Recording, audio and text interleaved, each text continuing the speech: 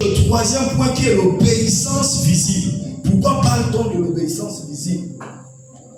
Jacques chapitre 2, le verset 19. Jacques chapitre 2, le verset 19. On parle de l'obéissance visible. La troisième clé dans Pharaon, c'est l'obéissance visible. Jacques chapitre 2, le verset 19. Jacques, l'apôtre Jacques dit ceci: montre-moi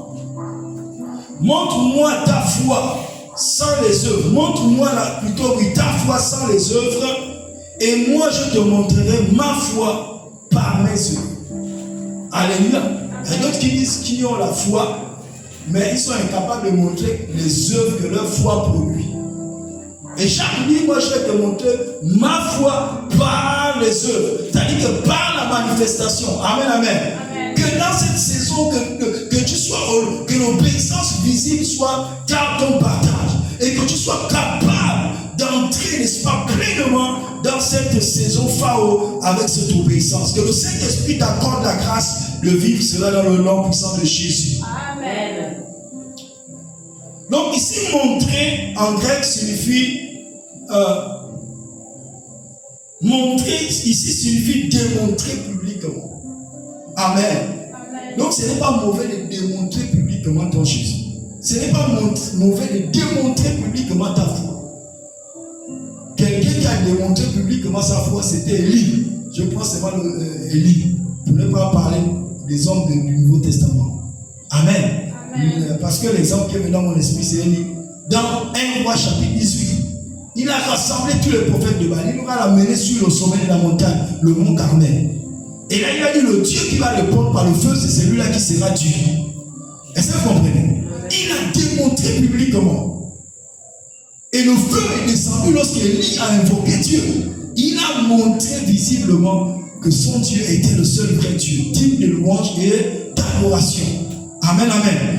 Donc, montrer ici signifie démontrer publiquement. Pharaon exige une foi démonstrative. Amen. La saison Pharaon exige une foi démonstrative. Tu ne dois pas seulement dire j'ai la foi. Non. Ta foi doit se voir, ta foi doit se vivre. Amen. Les autres doivent voir les œuvres que produit ta foi.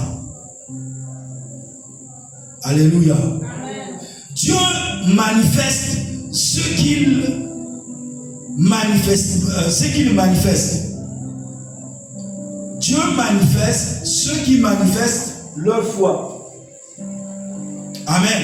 Amen. Donc, ça veut dire quoi? Dieu manifeste ceux qui manifestent leur foi. Amen. Parce qu'il y a des choses, d'autres vont être bloqués par la peur. D'autres vont être bloqués par plusieurs problèmes. Est-ce que vous comprenez ça? Mais Dieu manifeste ceux qui manifestent leur foi. J'ai pris le cas d'Élie, n'est-ce pas? La Bible va révéler à Élie dans 1 Roi chapitre 18, va dire à Élie que non, ne pense pas que tu es le seul qui est resté. Amen. J'ai encore 7000 prophètes que j'ai cachés. 700 prophètes que j'ai cachés. Alléluia. Je ne les cachés. Est-ce que vous comprenez? Parce que ces prophètes-là n'avaient pas manifesté leur foi, Dieu ne leur a pas manifesté. Dieu ne leur a pas présenté visiblement. Que dans cette saison, que nous soyons des hommes et des femmes qui manifestent Christ. Amen. Notre foi doit être vue. Notre Christ qui est à l'intérieur de nous doit être vu extérieurement par les œuvres qu'il doit produire. Amen, amen. Lorsque tu proclames, tu pries pour quelqu'un, la guérison doit s'installer. Lorsque tu proclames des paroles, ces paroles doivent se manifester. Amen, amen. Amen. C'est de cela que Dieu attend de nous dans cette saison Pharaon. Le point, l'obéissance. De la manifestation de l'obéissance. On parle d'Abraham. Abraham n'est pas, n'est-ce pas, devenu père des nations par une révélation. Amen. Ce n'est pas une révélation qui a amené Abraham à être père c'est-à-dire père de la foi ou père de la nation d'Israël. Non, ce n'est pas une révélation, mais plutôt la manifestation de sa foi. Qu'avait fait Abraham? Abraham avait pris dans Genèse chapitre 22, Dieu lui a dit, prends ton fils, ton unique, alléluia, va me l'offrir, va me le sacrifier sur la montagne. Et Abraham a pris son fils qu'il avait attendu plus de 20 ans. Sa femme était stérile. Le seul enfant qu'il avait. Ou en d'autres termes, il y avait aussi Ismaël qui était là. Mais l'enfant de la promesse, c'était Isaac. Et il prendra cet enfant-là, il va l'amener sur la montagne pour aller le sacrifier comme Dieu avait dit. C'était la manifestation de sa foi. Comme il avait manifesté sa foi, Dieu aussi le manifeste publiquement. Voici pourquoi jusqu'aujourd'hui, on parle d'Abraham comme étant le père de la foi. Amen, amen. Je prie, frères et sœurs, que dans cette saison phare, qu'une femme se lève, qu'un homme se lève et qu'il marque d'une manière indélébile l'histoire, une empreinte indélébile, n'est-ce pas, l'histoire des hommes, l'histoire des femmes, et que l'on parle, n'est-ce pas, de ton Dieu partout où tu seras, dans le nom puissant de Jésus. Dieu veut qu'on marque l'histoire. Alléluia. Amen. Frères et sœurs, il y a des moments où je me suis retrouvé dans des lieux, une fois, je ne sais plus trop si j'étais dans un taxi ou quoi, ou dans un véhicule, où j'étais en train de marcher. Je me suis retrouvé à Port-Gentil alors que je crois que j'étais dans un véhicule. Et là, il y avait des femmes qui étaient en train de parler. Qui étaient en train de parler d'une histoire, d'une guérison. Alors, pendant qu'elles étaient en train de parler, je me rends compte que, mais tiens, mais c'est la fille là que Dieu avait guéri, n'est-ce pas, du cancer de l'utérus. Elles étaient en train de parler de ça. Oh non, il y a Dieu est réel, non. Il y a une fille, une femme qui avait le cancer de l'utérus pendant 8 ans. Elle était en phase terminale. Elle était sur le point vraiment de mourir. Mais Dieu l'a guérie instantanément. Alléluia. Amen. Dieu n'a pas attendu le lendemain, mais instantanément. Et j'ai reconnu, amen, l'histoire. Alléluia. C'est cela qu'on appelle briller, manifester, impacter. Est-ce que vous comprenez? C'est comme une fois, et je vous dis, je vais m'investir là-dedans. Amen. Toute ma vie, je serai dans une saison femme. Dites femme. Oui, on va manifester comme jamais on l'a fait. Amen. On va manifester. Je vous dis, les gens vont s'aligner comme ça, tous guéris. Les Syriens vont venir aligner, tous guéris. Les menacés seront choqués. C'est possible, dis c'est possible. Dis c'est possible. C'est possible. Oui, on va manifester Christ. Amen. Amen. Vous pensez que si tu as fait ça, et ça c'est pas le seul cas, il y a plusieurs cas comme ça. Amen. Donc on va manifester Christ. Il y a des assemblées ici. C'est-à-dire que lorsque les gens non. On veut même me soulever. Amen. Parce que Christ a manifesté des choses. Christ a accompli des choses. Que cela soit ton partage. Amen. Que le battement de ton cœur dans cette saison phare soit de manifester Christ. Alléluia. Amen. Soit de manifester Christ. Donc je disais que nous étions où? L'obéissance visible. Amen. Amen. Ici, là, avec l'histoire de Olivia. Hein? Olivia, vous connaissez? Nous tous nous sommes ici aussi. On a vécu cette histoire. Un soir, j'étais en train de passer, j'étais vers la sortie là-bas. Alors que j'étais en train de marcher, je vais écouter un homme et une femme qui étaient en train de parler. Non, il faut qu'on aille voir, on doit aller voir un peu le pasteur là. Parce qu'on a entendu le miracle là qu'il a fait.